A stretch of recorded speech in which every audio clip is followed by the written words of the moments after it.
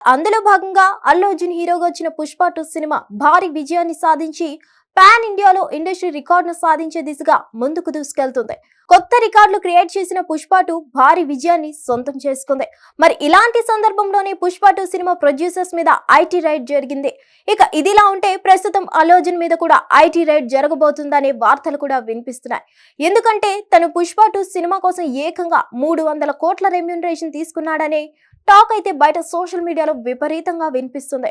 ఇక ఈ సందర్భంగా అల్లు అర్జున్ రెమ్యూనరేషన్ గా ఎన్ని కోట్లు తీసుకున్నాడు, గవర్నమెంట్ కి ట్యాక్స్ రూపంలో ఎంత చెల్లించాడనే విషయాలు తెలుసుకునే దిశగా ముందుకు సాగాలని చూస్తుంది గవర్నమెంట్. వాస్తవానికి గత కొన్ని రోజుల నుంచి అల్లు అర్జున్ కి రేవంత్ రెడ్డికి మధ్య ఒక కోల్డ్ వార్ అయితే నడుస్తుందనే విషయం మనందరికీ తెలిసిందే.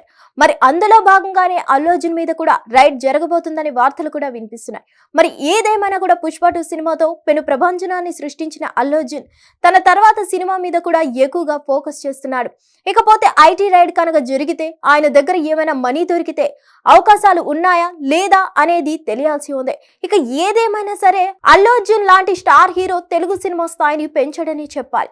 గవర్నమెంట్ కి రూపంలో చెల్లించాల్సిన మొత్తాన్ని చెల్లిస్తే ఎలాంటి ఇబ్బందులు ఉండవు. లేకపోతే మాత్రం అందరి మీద రైడ్ చేయాల్సి ఉంటుందని అంటున్నారు. ఇక ఇటీవల పుష్ప 2 కలెక్షన్లు భారీగా వచ్చాయనే ఉద్దేశంతోనే వాళ్ళ మీద రైడ్స్ అయితే చేస్తారు.